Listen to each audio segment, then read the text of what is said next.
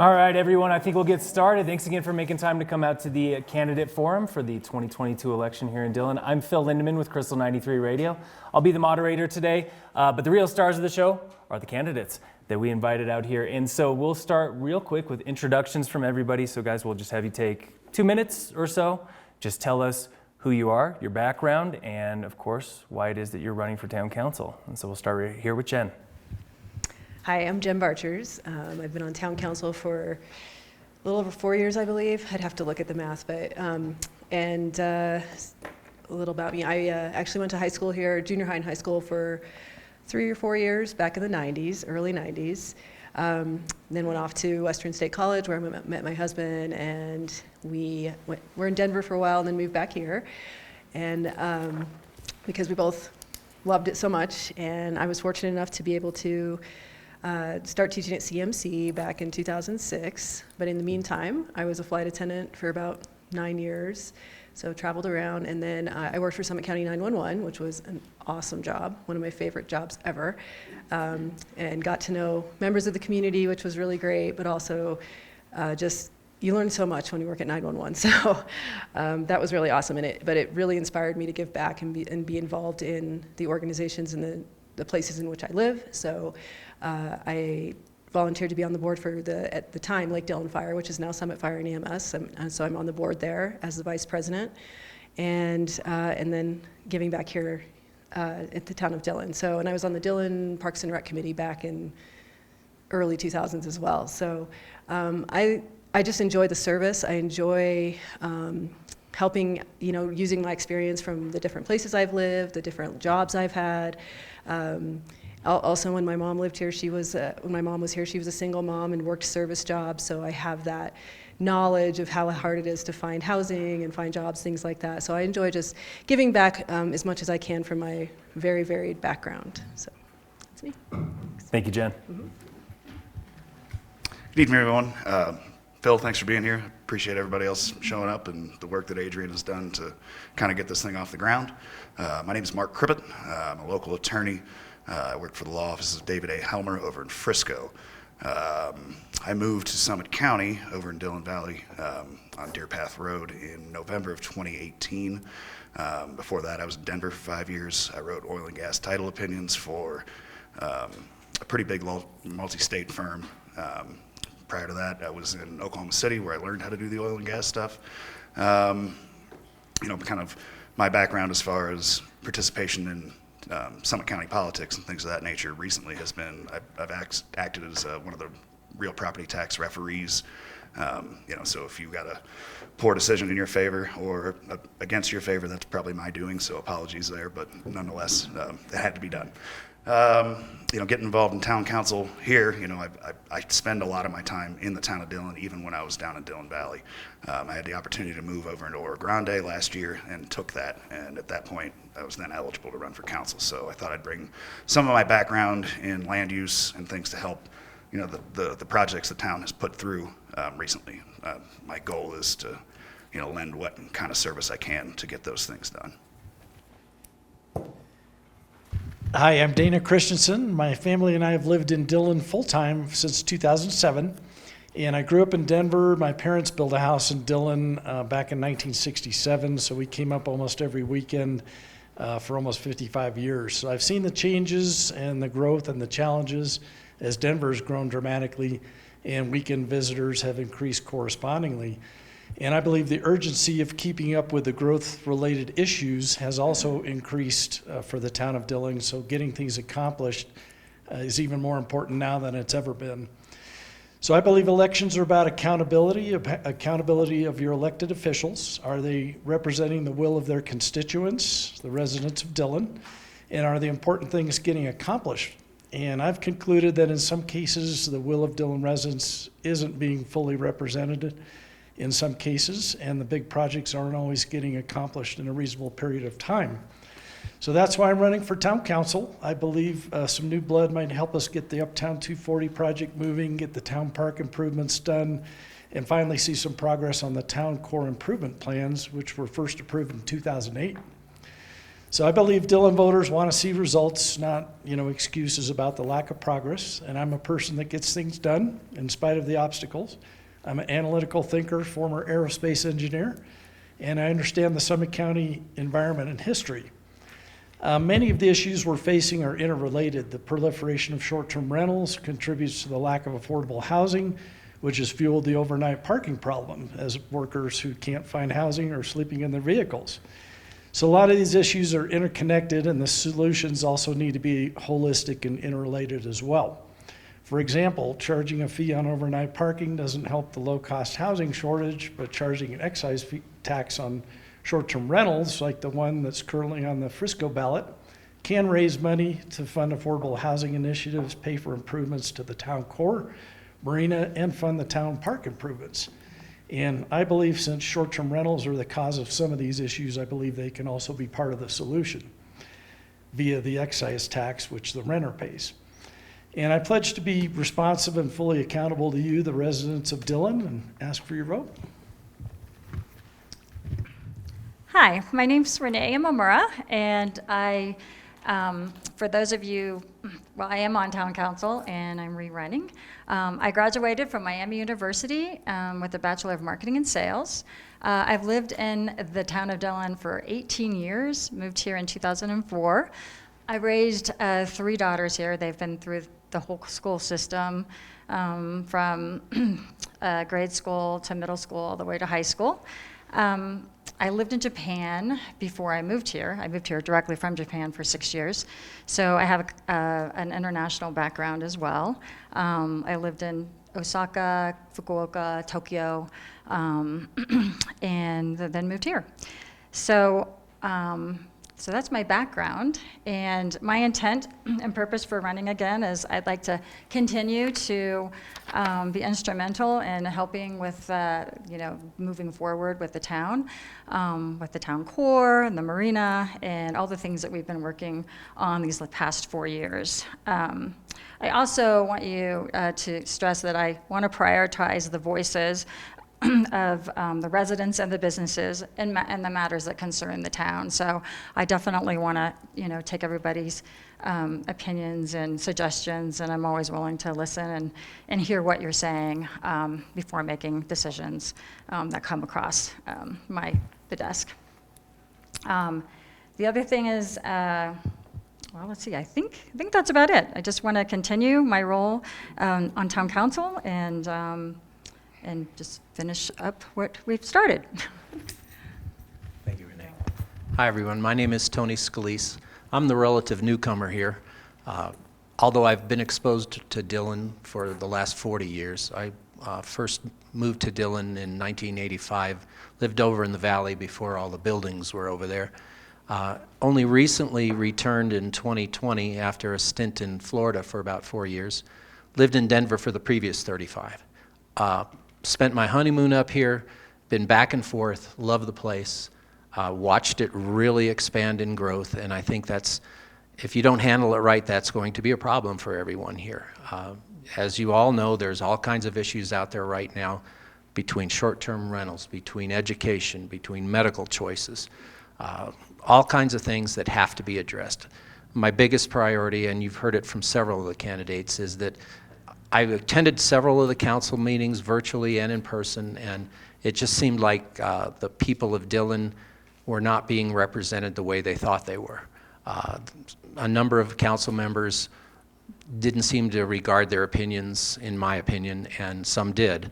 And I felt like when I was walking around getting ballot nomination petitions signed, a lot of people told me that they felt slighted by the council, that they were like third in line to tourists and businesses.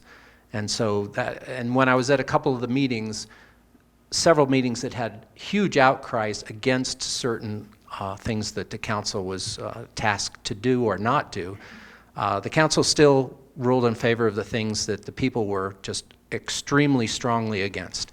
And that kind of got me thinking that, I want to basically come in and represent the people, because that's what a council member is supposed to do, is supposed to do the will of his constituents. And I didn't feel like that was happening. No offense to the current council members. So my biggest priority is to get that voice back to the people, get them involved in decisions. You're never going to please everybody all the time. So if you have to find that middle ground, I think, to where everybody feels like they've succeeded in some way or another, they've gotten something that they wanted the town to do, and once that happens, everyone's happy. You know, everybody got a little piece of what they want done, including the stuff that somebody didn't want. So basically, that's basically what I'm after, is give the voice back to the people, or in this case, it wasn't taken away. It just needs to be a larger voice with the council. And if I'm on the council, it will have a larger voice. The folks of town will be kept in the loop, whether you want to or not. And hopefully, you know, we can move this town forward on certain things like the projects that, not the council's fault, but the things that have just been stalled that haven't been able to get done due to circumstance over the last couple of years. And just get some fresh blood in the council. So if you put me on the council, I'm going to be your voice with the council, and hopefully we can get some really good things done for this town and make it the lovely place that it is, that I just happen to love a lot. So thank you. Thanks, Tony. Hi, everyone. My name is Carolyn Scovera. I am the current mayor of Dillon, and I am going to be serving a second term after the election in April. I'm running unopposed. So I'm grateful for the opportunity to serve another term, and I'll tell you a little bit about myself. I moved to Summit County in 2009 after I graduated from Wellesley College. I was a double major in art history and political science, so I decided with my sister to be a ski bum for a year. That seemed like the best time during the economy to do that. So we moved up here. I met my husband. I never left. In 2010, I moved in to Dillon in Coeur d'Alene, and since then moved along the lakeshore to a couple different condos, and in 2019, we were able to buy our forever home down at the bottom of Tenderfoot Hill, and we'll be there from now until the rest of our lives. So if you need to find me, bottom of Tenderfoot Hill. And I got into the council in 2016. I ended up getting involved because my husband Louis had served a 4-year term. He was elected in 2012. In 2016, nobody ran for the, I think, 3 or 4 open seats. And somebody on the council at the time knocked on the door and said, I know you know what's going on because Louis just served a term, and would you be willing to step up and fill this appointment for 2 years? And so I did. It was great. It was a fun experience for me. The mayor seat opened up in 2018, so I threw in my hat. I was the only one who threw in the hat at that time as well. So here I am. My first term was a great growth experience for me, a great learning experience for me. There were certainly hills and valleys throughout those 4 years, and I think because of that, I am proud of the job that I can do today, sitting here in front of you all, and you know, I'm still growing all the time, of course, but I think I'm in a good spot, and I am so grateful for the opportunity to serve another term, and that's it. That's me. We have 2 young kids, so I am often around town. Skip is 2.5. Rosie's going to be 1 in a week. I can't believe it. And I love Dillon. I love everything about Dillon. I love the parks. I love this. I love the lake.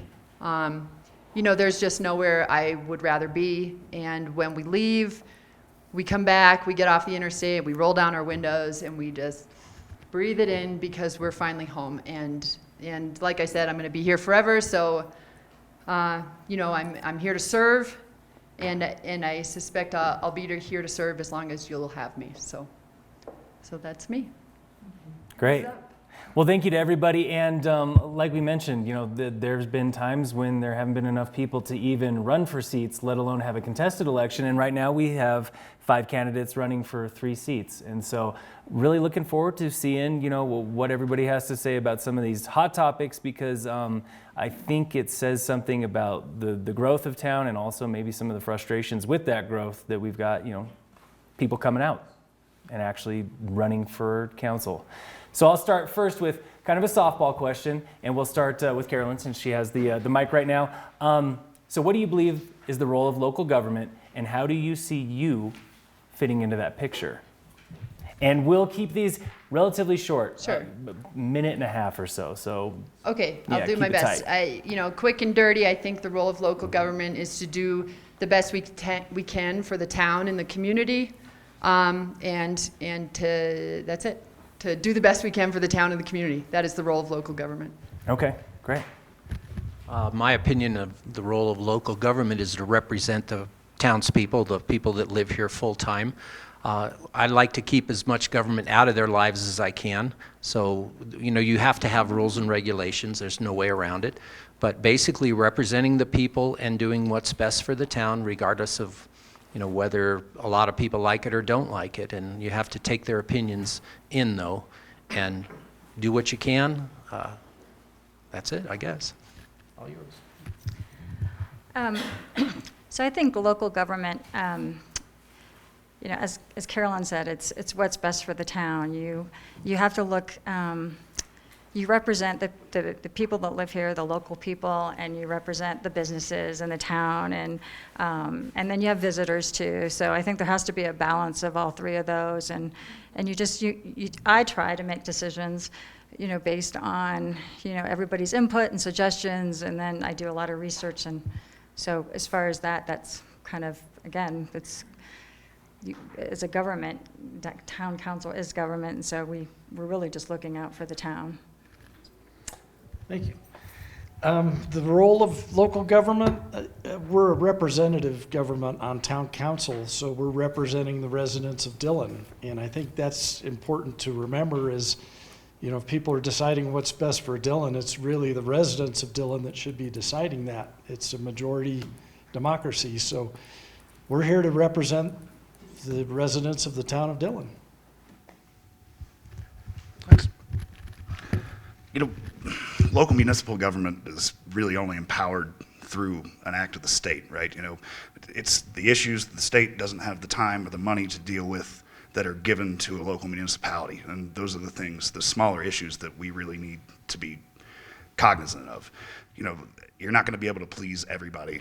It's just not feasible, but if we can attack every problem that comes up with, a reasonable outcome and a reasonable amount of discretion to figure out how we're going to implement things that are going to affect us on these small levels, so we don't have the state have to come in and actually effectuate, some sort of change. I think that's our best role. How we do that is by listening to constituents, as everyone has mentioned here today. But at the same time, again, we're not going to be able to appease everyone. It's going to take some reasonable thought process, and I think as long as those processes are explained and transparent and given to people, evenly, I think that's the best way to implement what that role is. Just in my experience, local government is a lot. There's one side of it that is a lot of the nitty-gritty, like code amendments and looking out for the things that just the business of the town, if you will. And so that's definitely an important part of it that I think sometimes gets overlooked. But also I think as a representative body, but just representing all people, and sometimes I think that gets overlooked as well. We often hear from the loudest voices, but we don't necessarily, it's our job, I think, to represent, or my job to represent the voices that aren't being heard, or the folks that don't feel maybe like they have the courage enough to talk to council or be involved in local government. And that's where I feel is part of my duty here is to get an equal voice of the people, and not just one or two or 10 of the loudest voices, and make sure all voices are heard so that we can represent the town fully, and not just parts. Okay, great. The next question I have, this one's coming directly from town staff, something that they were curious about, and this kind of goes off of what you all answered just now. How do you balance visitors and community? How do you balance the tourism pull and the resident pull, especially as an elected official, like you were saying, somebody who has to look out for all voices, not just the voices that are the loudest? Do you want me to start? Yeah, we'll start with yeah, that's a huge challenge, right? The whole county, that's a challenge since I was a little kid here, right? So for my lens, and again, that's having a mom who worked in the tourist industry and worked for service industry, and then now as a homeowner myself, and as a resident myself for 16 years, it's a very, you know, it's always going to be a challenge for all of us. So, but I think in the time that I've been on council, it's some of the issues end up being a little bit more clear, like issues, there's definitely issues that involve locals, you know, like parking right away, or that we're, and I think our current council's done a pretty good job of finding compromise.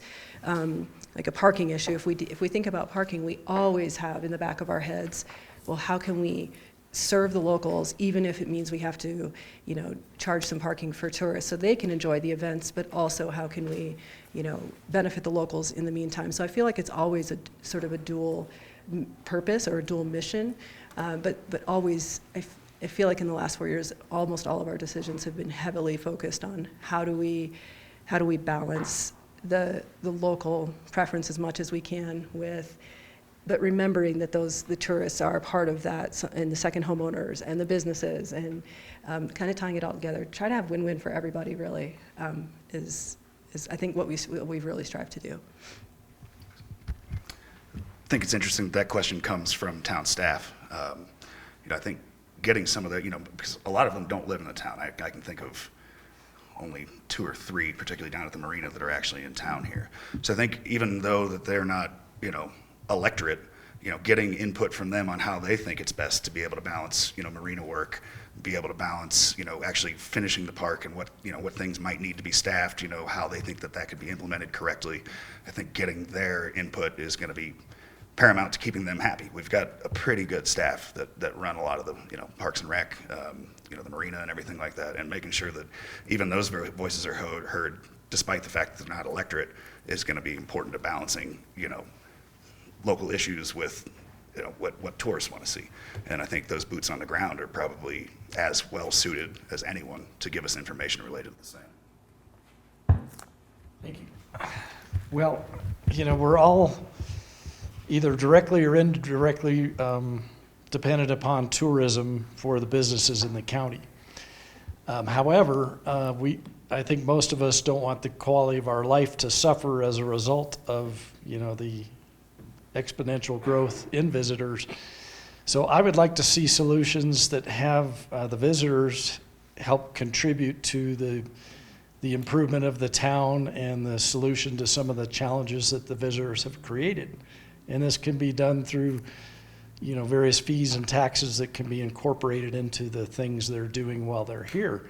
And I think there's creative solutions where we can maintain the high quality of life and the small town feel of Dillon, with the visitors coming up and having them contribute to some of the solutions that we need to find money for.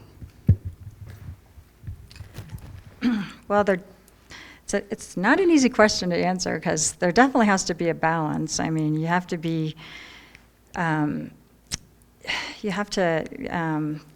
residents that live here, you have to be very considerate, have consideration with the community, but you also, visitors, we're a destination or a resort town. I sell real estate here, so we rely on visitors to come to the town of Dillon and spend money in our stores, and, you know, it's creating economic development. So, but at the same time, you want to be cognizant of the residents that live here in terms of, you know, like concerts and noise and all that. So I think you just have to put some things into place, and you got to hear from the community, but you do need the visitors here. I mean, we're a resort area, I think, in all of Summit County. That's kind of what we're dealing with. And it's controlling, I guess, maybe the amount of visitors at certain times, and also, you know, trying to help the residents here be comfortable and enjoy their quality of life as well. But I have to think more on that, because that's a really good question. Thank you, Renee. In my opinion, the thoughts and the wants of the electorate, the town residents, the people that live and work in this town, not necessarily live in it, but work as well, I think their opinions and their wants should be heavily weighted. Tourists are going to come here no matter what. We can't stop them. We don't want to stop them. And if you've ever been down the hill, if you're like me, you can't wait to get out of there. Well, that's the same thing they're thinking on the weekends as well. So they're going to come. We have to find a balance to where we have things to offer them here in this town that will bring them in because our economy depends on them. I don't believe in overweighting the tourist people above the townspeople. Certain things you can do that might not make the tourists happy, but they're going to come no matter what. So I think that you have to strike that balance, as Renee said, but I would weight that balance a little more towards the townspeople because we're the ones that live here. We have to deal with all the issues that the tourists create, and thus we can limit exactly what we want to do with the tourists and still be able to get the revenue we need from them to create the economy that keeps this town thriving. And I think I can be pretty brief here, and hopefully none of you are out of town because Tony, I think you summed it up really well. And I'll take it a step farther. I think the residents are what provides the character we have here in town, and the reason tourists want to come here is because of that character and because of what we built, what we have. And so you don't want to bite the hand that feeds because there is, I mean, I don't know this. There are probably very few towns of about 1,000 people that have a $15 million budget. And so, you know, our residents are everything to me. They are everything to me. And if, you know, one of my favorite things about Dillon is walking around and knowing people. I know who you are. I know who you are. And I go to the restaurants, I go to the amphitheater, I go to the marina, and I see people I know. And that's what makes Dillon what it is, the people who live here. We are the fabric of this community. And of course, the tourists have to be here because they pay the bills. And we have a lot of bills to pay. And we are grateful for them for coming here to help us pay our bills. And so keep them coming. But we also have to put residents first and above all at all times, in my opinion. Okay. Now, I wanted to take that same question and get a little bit more specific with it because this is something that I've heard from listeners and including some people that got a hold of me today when they found out I was doing the forum. Let's talk about ice castles. It was contentious. For some, and for others, they loved it. It was a reason that they came to Dillon, you know, year after year while it was here. So I guess I would say, in your opinion, first, was ice castles a successful endeavor for the town? And second, would you like to see something similar return? Some large attraction, something that could be here, some winter activity that would, do the same thing ice castles did that could be a Dillon-specific attraction. So yeah, like I said, first question is, do you think it was successful for the town, looking back on the 4 years it was here? And second, would you want to attract something similar back to town? Sure. This feels like another softball for me. Was it a success? Absolutely. I think we had 4 great years of a lot of restaurants that we heard from, every restaurant we heard from said, we are in business because the ice castles are here. And man, we've had a bang up year. And throughout COVID, and so really the timing couldn't be better. I think the ice castles probably helped contribute to keeping our economy in Dillon strong and successful throughout the last 4 years. So was it a success? Yes. Was it timed perfectly with COVID? Probably, because we were not able to afford the town park improvements anyway when we were not sure what our budget was going to look like. And so having them there for another year, and did they rip up the park? Absolutely. But we were just about to drop $2.5 million into town park anyway. So the timing really worked out well to bring in this sort of cash cow attraction for the town for a few years. I think it's probably good that it ran its course and the negotiations didn't come out with something that was going to work for everyone, because I think it had run its course, and I think people were tired of it, and I think it was probably a little too crowded for a long-term thing in town anyway. We had the space, but overall the parking wasn't great. It really log jammed the whole town core, but it was great to get people into town core and to see it. So was it a success? Yes. Did it end at the right time? Yes. Do I want to see a similar thing return? Probably, maybe not similar in that something replicating exactly what the ice castles have, But man, the hockey tournament we had a few weeks ago was a lot of fun. There was a lot more space. It was a lot more space than when that tournament was hosted down in Silverthorne. And a lot of people were able to come into Dillon and walk out on the lake and experience the lake in a different way than they ever had.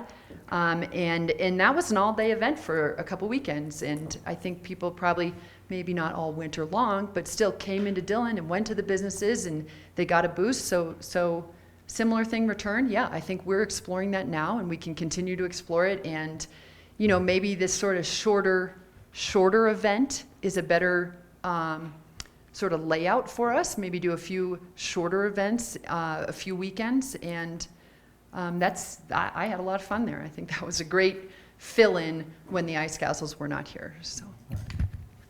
Thank you, Carolyn. I kind of agree with Carolyn in that Ice Castles was kind of a success. It could have been a much bigger success on the financial side had the profit and the fees and whatever you want to call it had been negotiated a little better. I think the town should have taken a cut of their profits rather than just the tax revenues that they promised to generate. Having that right in the middle of the town, I think, was a disaster, but where else were you going to put it that would draw the people into the town?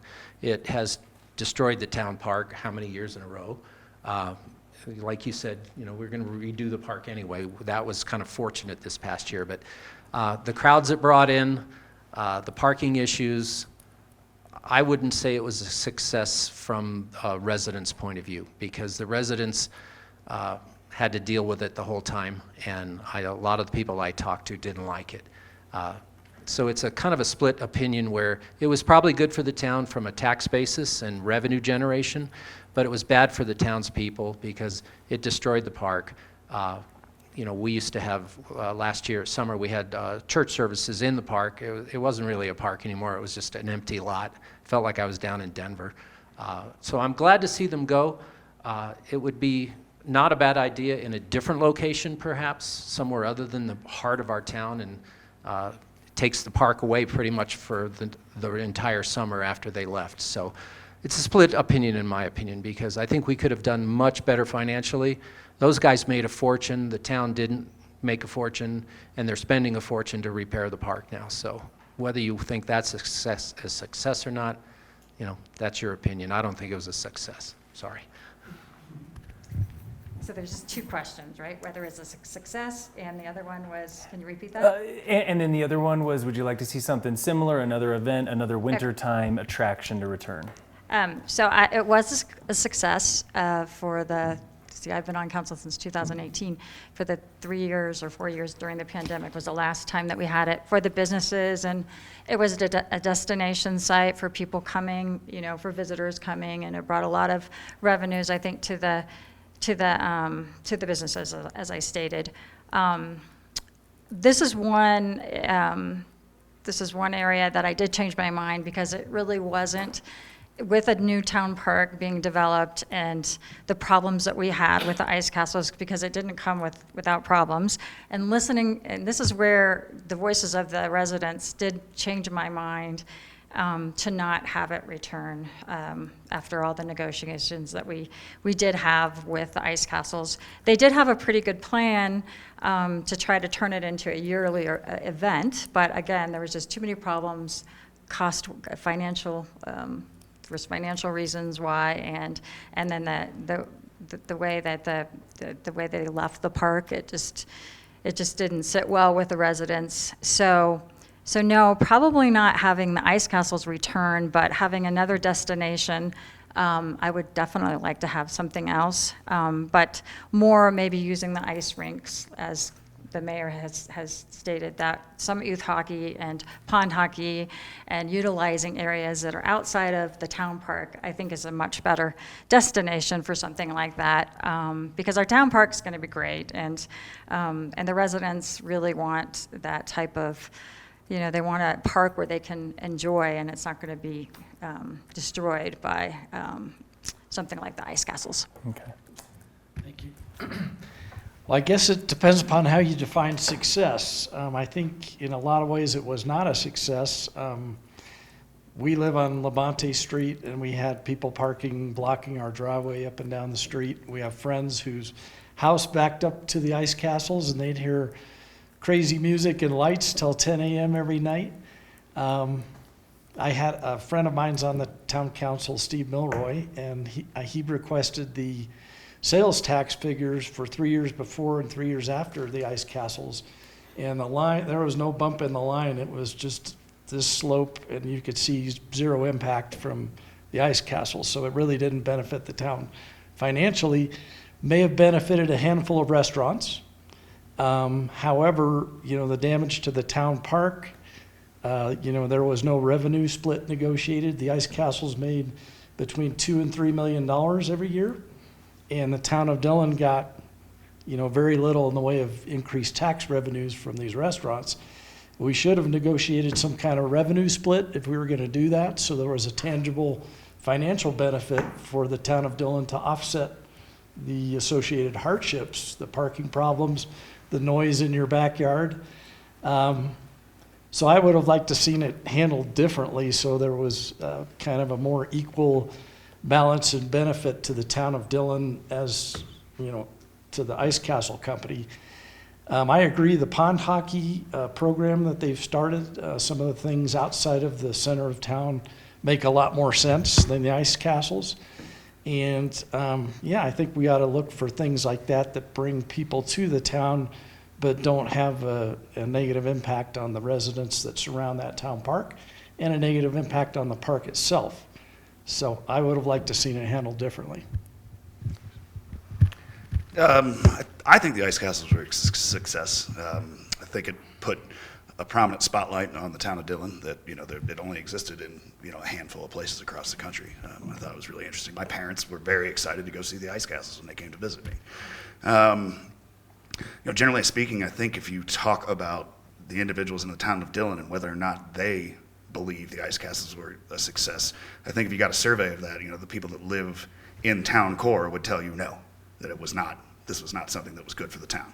But I think if you go poll people in Corinthian Hill, or you go poll people in Oro Grande, or places that aren't specifically centrally located to where the ice castles were going on, you might get a very, very different response to that. Would I like to see something similar?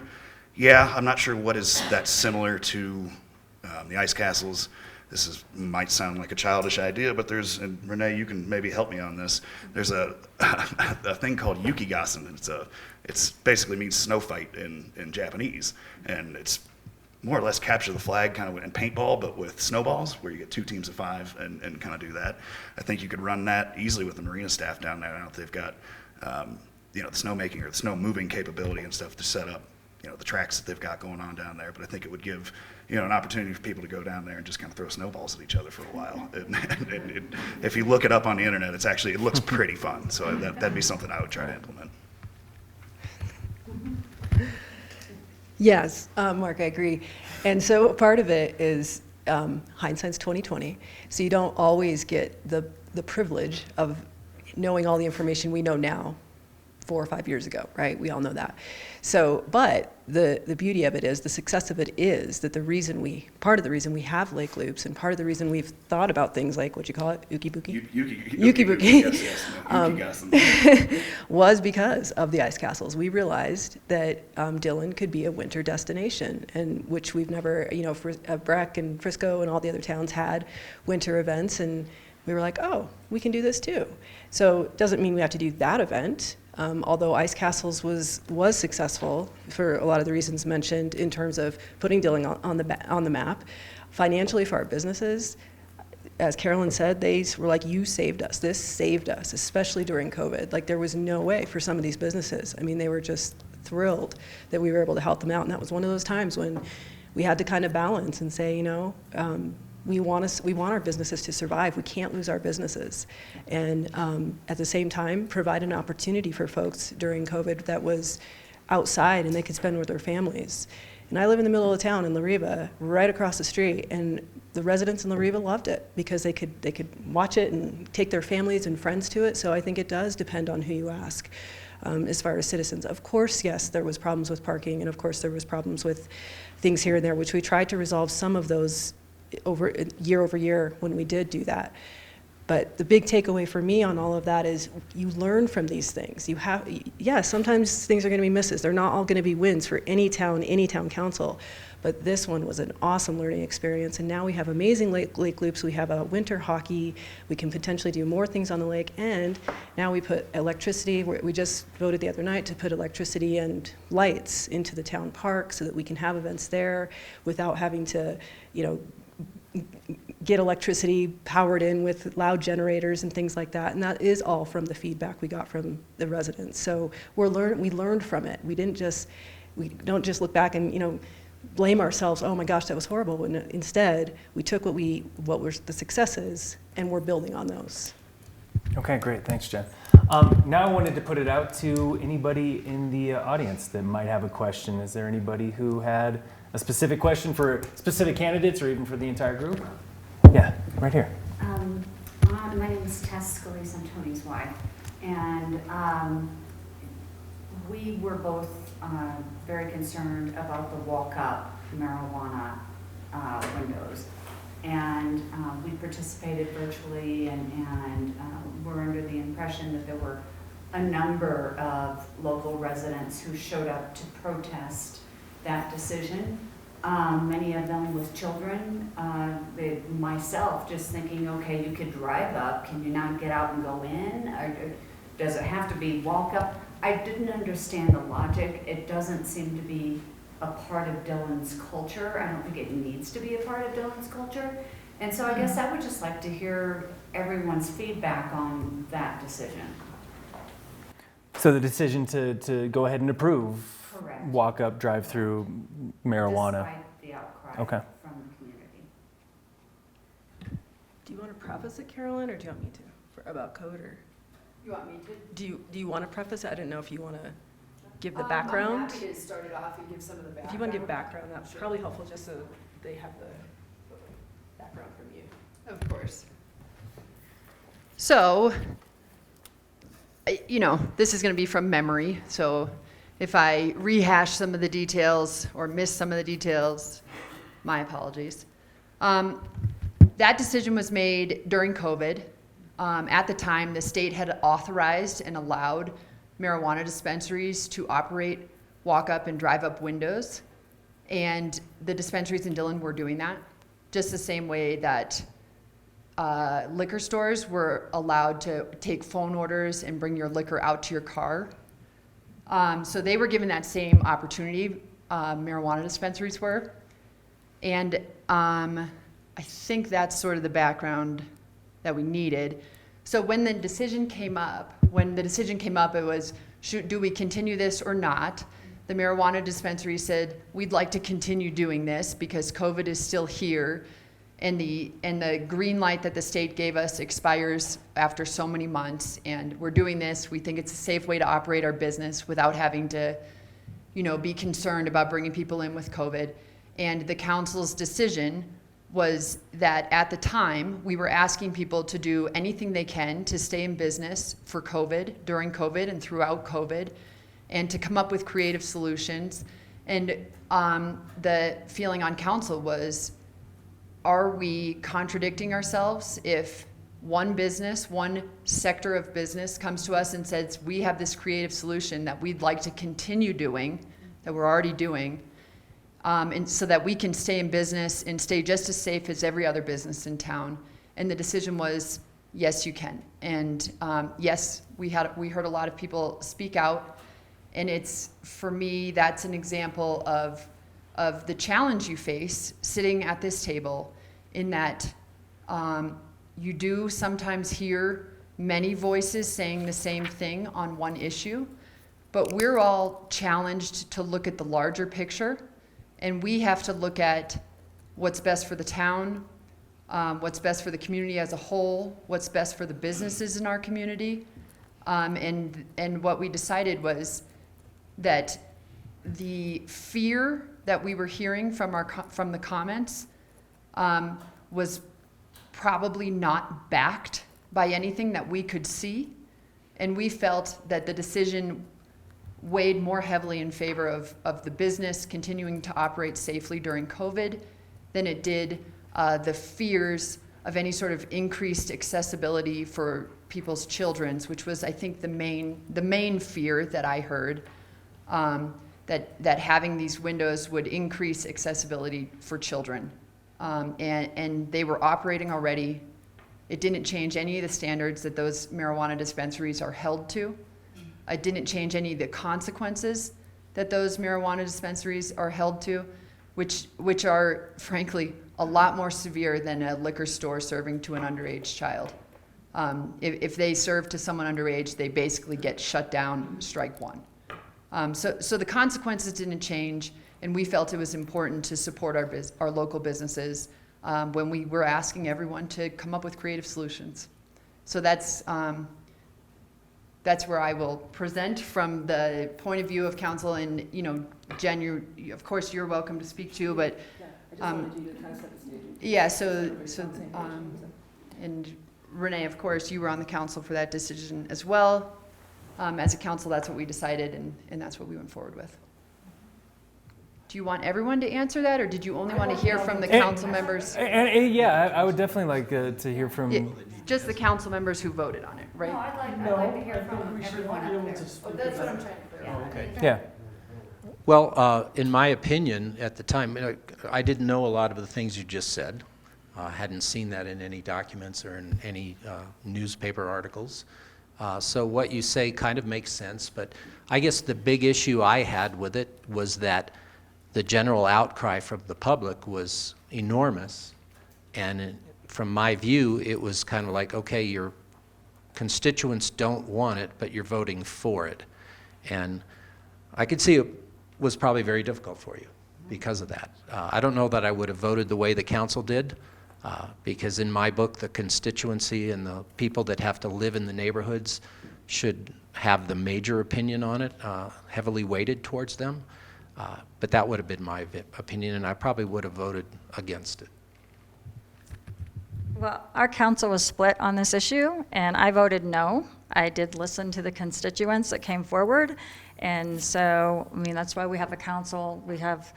We agree and we disagree, but I totally was not on board with that, and I thought about it, both sides, but I feel that wasn't the way that I wanted. I didn't want the vision of Dillon to have a marijuana consumption lounge or walk-up windows, especially during the pandemic when we had expertise come forward. A doctor and family health services came forward, and so my decision as a council, they voted for it, but my decision was no. I voted against it. It's noted that I voted no as a council on that issue.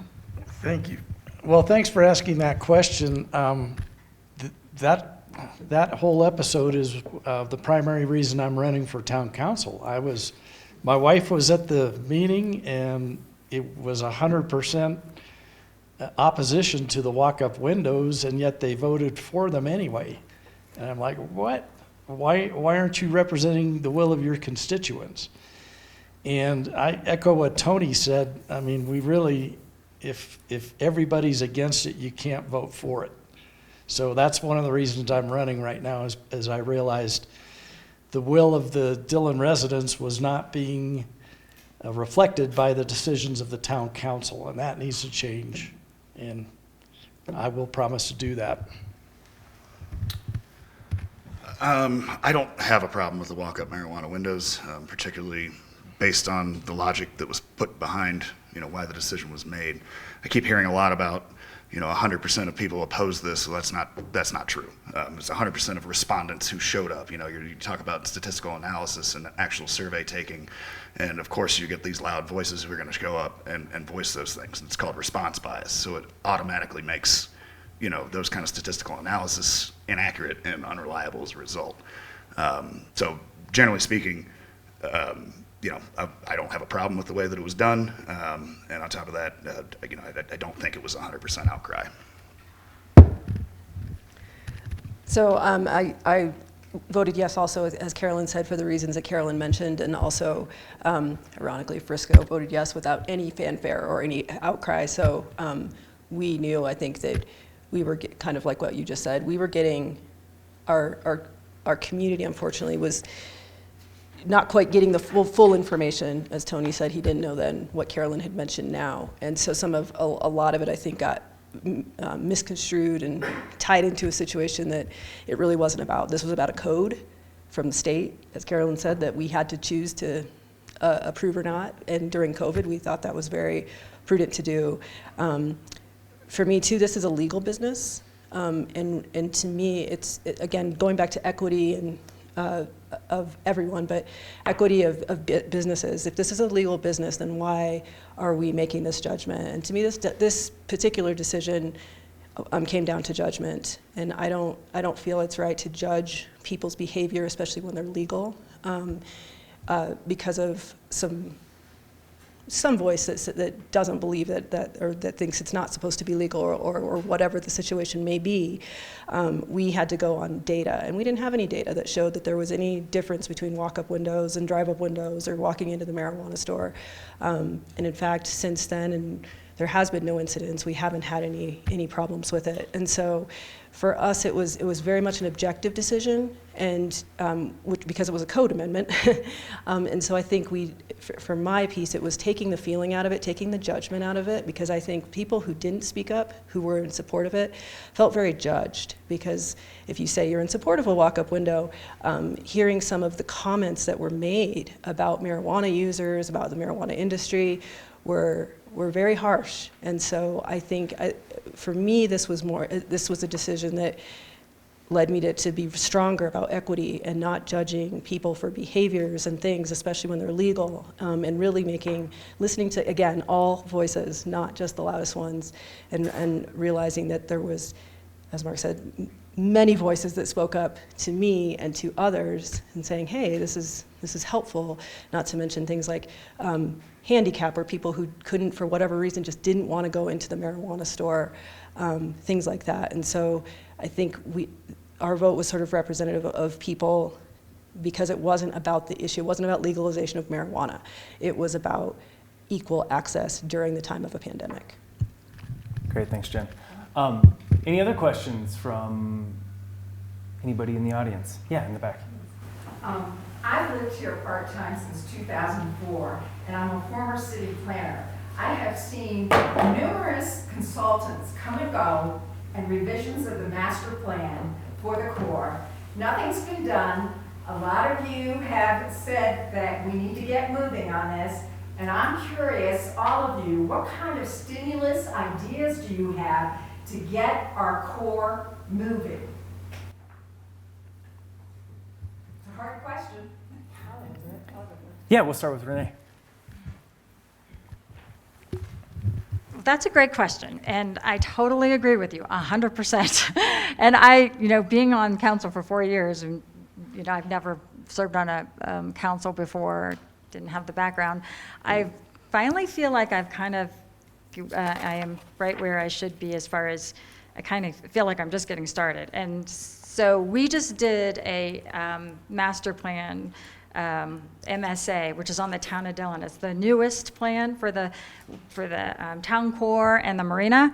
And so now I'm looking into talking to Denver Water and trying to figure out like how we can get utilities down the marina, and trying to reread the MSA plan. And my plan is to get council going on it from here on, from starting now, since we're through the pandemic, and now we just need to try to reach out to different, I want to start the economic development committee again, and try to get it going, and try to get a group together that can start working on that, and how we can get investors to just start that process. I have a client too that I just had a meeting with her, and to try to do something with P3, try to get a group going where it's not an easy task, but I think now, since the pandemic is on the, we're getting through the pandemic, and so anyway, so I hope that makes sense. But that's one of my main goals is, and main reason to stay on council, is I really want to see that through, try to get that going. So our plan that's on the Town of Dillon website is a very good plan. So I'm going to be talking to everybody in the community and getting council to start working on it, and because your concern is my concern as a resident here for 18 years. So, any would like to? Let's get this one on council just because. Yeah. Okay. Well, you guys can okay. answer it. Yeah, you want to? Well, I don't know the reasons why, because I haven't been on council. I've seen the original plan. I don't know if I've seen the updated plan yet. When I saw that plan, I was like, why in the heck has this not been implemented? I'm sure there's financial issues. There's probably a lot of financial issues. But when I look at that plan, you talk about getting businesses going in this town. And, I've said to many people I've talked to that we really don't even have a coffee shop in this town. We kind of have a coffee shop, but it's like a coffee shop in a mall. A coffee shop to me, and I use this example because a coffee shop is like a community place where businesses meet, where people meet. And Dillon is a very small community, and I want to see Dillon grow closer as a community. I do a lot at the church, and I can see that community, and I want the whole town to be that kind of a community. So one of my priorities is to look into the town plan and say, why have we not done this? Because it reminds me a lot of these little resort towns, which is what we are. And I live here and I'd be attracted to it. I can only imagine what somebody that lives, as close as the Front Range would feel like to get out of that place and come up to this nice little village that has this wonderful town core where you can walk around and see shops, get some trinkets, get something to eat, get something to drink, go out to the wonderful idea with the pond hockey and things that we can utilize the lake rather than the town park. So I think that'll be a priority, and I think a number of these council members as well as the candidates want to look into that as well. So that's something I'll look into, guarantee you. Thanks, Tony. So as I mentioned in my opening comments, that's one of my priorities. The initial plan for the town of Dillon core was 2008. Then that was revised in 2012, and then we have a new one in 2020. So we're really good at planning, we're not really good at executing. And as I understand it, the two obstacles are the Payne building. Mr. Payne is an old retired guy, and that's where Lake Dillon Tavern is and Lily's Bistro. And, just like when a freeway is going through somewhere and somebody decides they don't want to sell their home, you can't let that one homeowner stand in the way of progress. So we need to get the town lawyers to explain what the options are. Eminent domain, condemn the building, whatever we need to do to get that obstacle out of the way. And then the second problem is funding. And that's where a short-term excise tax, excise tax on short-term lodging would create probably around $2 million a year in additional revenue that could go for the town core, that could go to get the park completed, that could go for the marina upgrades and affordable housing initiatives. So we could solve a lot of problems through the short-term rental excise tax. Thanks. I think one of the things we're learning coming out of the last 2.5 years, 2 years, whatever the case has been, is that the cost of labor has increased exponentially. The cost of goods has increased exponentially. The availability of labor to actually implement these projects has decreased exponentially. So I think in the town master plan and then the subsets of it related to the marina, the town park, we're going to have to prioritize which portions of these projects we want to implement first, and perhaps rearrange some of the monies in order to get something done initially. And as that we can get certain things done, then we can generate more revenue to actually implement the whole thing. But right now, I think the town itself and council has been hamstrung by the fact that we are seeing heavy inflation, a lack of skilled labor to be able to actually do a lot of these projects. I would not be in favor of government intervention related to eminent domaining certain pieces of property, whether they be commercial or residential. But yeah, I think some sort of balancing act where we actually implement certain portions of it and kind of work our way through it is going to be the most effective way to actually get it done. throughout the years, of course, we've talked about eminent domain and all of those things, and I think the councils have decided that that's an ugly process, and it also sets the stage or sets a precedent for how you act as a town. And if you act as a town that not friendly to business, then why would somebody want to come in and open a coffee shop? So I think there's a balance there of a little overreach. Do we go in and take everything? But then even then, it's still private land, so the town can't develop that land by itself. Investors still have to come in, buy the buildings or buy the land, and then build what they want to build. We have some say in that, but we can't necessarily control everything, especially on the private land in private buildings, unless we want to make it really ugly with eminent domain or something like that. But we do talk about it, and we do refresher it. We think about it, we talk about it every year when we make our priorities for the year. As Mark said, we do divvy up money differently. Sometimes it's not even a money thing. Sometimes we have the money, but we don't have the labor, we don't have the contractors. But moving forward, as this year, the park, we're definitely moving forward this summer, that's going well. But we do have, on our own town parcels, we do have those plans ready to go, and now we have the money. And one other thing that kind of maybe isn't well known is one of the things that we had to do between 2008 and now was build density.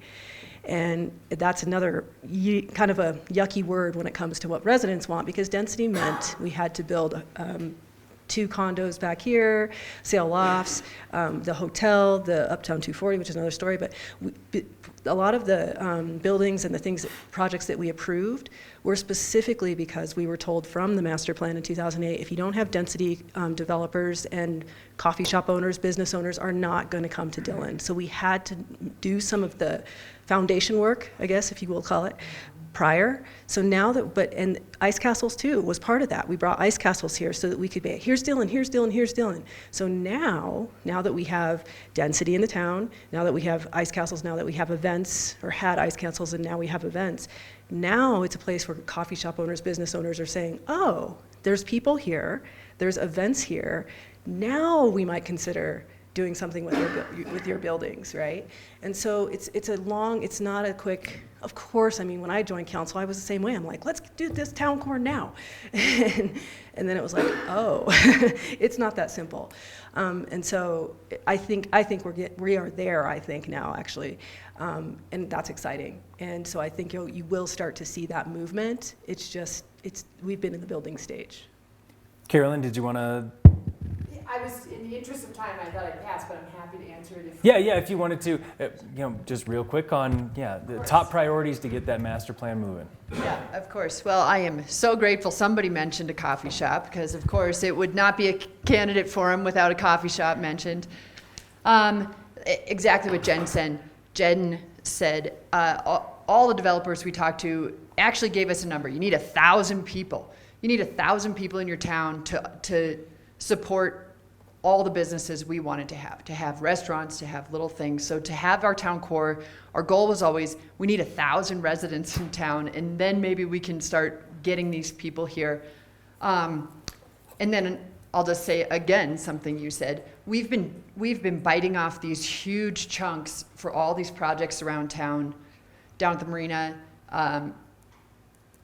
here in Town Park, and it's just so much money. And so finally, after years of saying, all our money's going to Town Park, all our money's going to Town Park, we're finally in a place where Town Park is going to have a lot of money this year, and then next year, we have room for big capital projects again. We did the amphitheater. Town Park is going to be done soon, and that tees us up for sort of the MSA plan of tuning in the lakefront and the town core and making it a pedestrian-friendly, accessible place. And the same problems everyone talked about. We talk about the Payne Building regularly, and let me stand in defense of the Payne Building, because the Payne Building is easy to hate because it doesn't look beautiful. But the Payne Building has, I think, 10 or 11 businesses in it.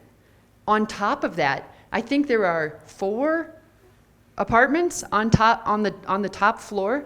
And so we've talked about eminent domain and we talk about the MSA plan, how do we get rid of the Payne building? Well, we can't. The Payne building sustains more businesses in town than any other building in town. It has 10 viable businesses in it and 4 residential units in it. So do we want to take it by, could we take it by eminent domain? Probably. Could our attorney figure that out? Probably. Should we do that? Probably not. You know, unless we have some other place where all those businesses can go into and those people find them a new home. Because right now, as much as you may not go to Lake Dillon Tavern, you may not use that laundromat, but a lot of people do.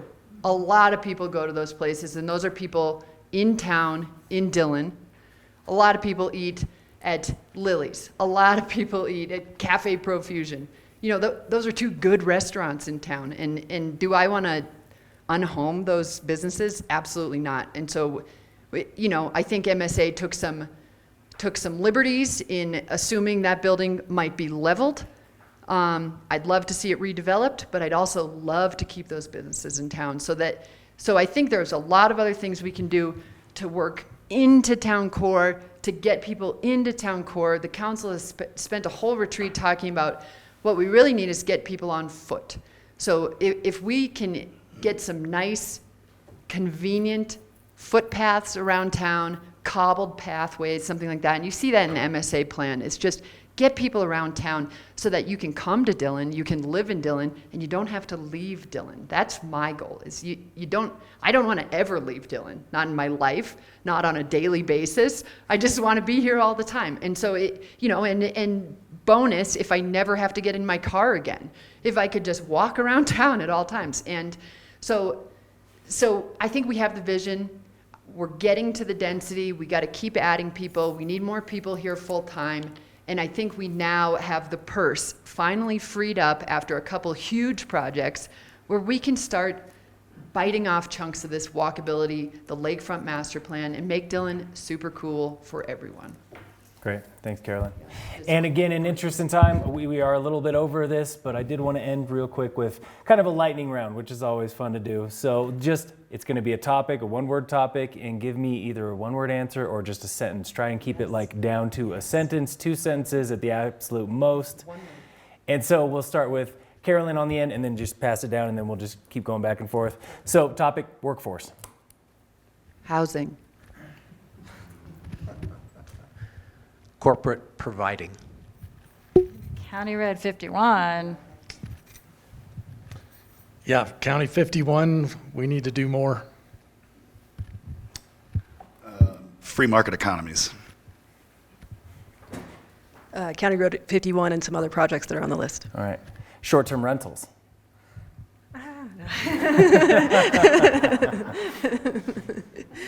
Ooh, big vision, new ideas, new vision. HOAs. Let's have the cause of the problem be part of the solution financially. Property rights. People have property rights, so no caps. Don't tread on property owners' rights by creating something that will not necessarily be what you want it to be. Yeah, make them pay. Make them pay. Walkability. Okay, one word. I got to come up with a good word here. I don't think I do this one in one word. Make it happen. Yeah. Stay in Dillon.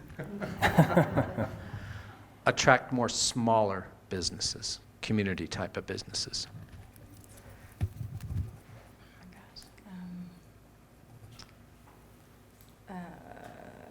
Town Park and Marina.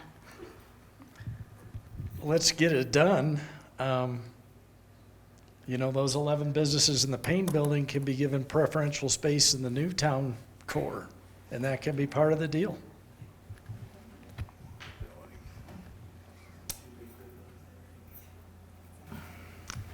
Proposed. Finish what we started in connection of people, businesses, and tourists in the community. I got 3 more for you. Parking. Community driven. contentious. Don't need paid parking.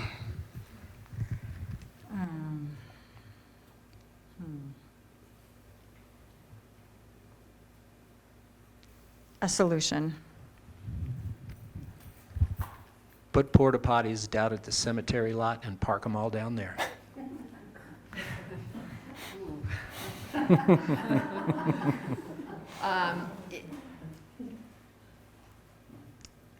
Historically underparked condo buildings have caused a problem that we need to fix, and the solution is going to come from short-term rentals. All right. Two more now. Uptown 240. God bless them. You know what? They are a local family doing their best for our community, and COVID was poorly timed for their project. And if you can find it in your heart, feel for them, because their entire life is tied up in this project, and it's not just that crane standing there. Clean up the site. Still hoping for the best. I think it's time to give up on hope and make something happen. And maybe we need to give some other developers an opportunity if they can't get it done. Performance bonds. I'll echo Carolyn today. Hope, and we're hoping for the best, and compassion. All right. And then very last one, I don't know, we'll go amphitheater summer schedule. What are you looking forward to? Amphitheater, yeah, amphitheater. We'll go with that. Continuing to be better and better. Green sky. Boy, we have a killer amphitheater. I saw in a U.S. World Report or Business Report, we were ranked number 5 in the United States on outdoor amphitheaters. Red Rocks was 1. I'm blown away. You guys did an incredible job on that. State of the art. Improve so that we can keep them in town after the concerts. Dillon and Dillon, baby. All right. Well, thank you, everybody, for coming on out to the candidate forum. And thank you again to our candidates for making time.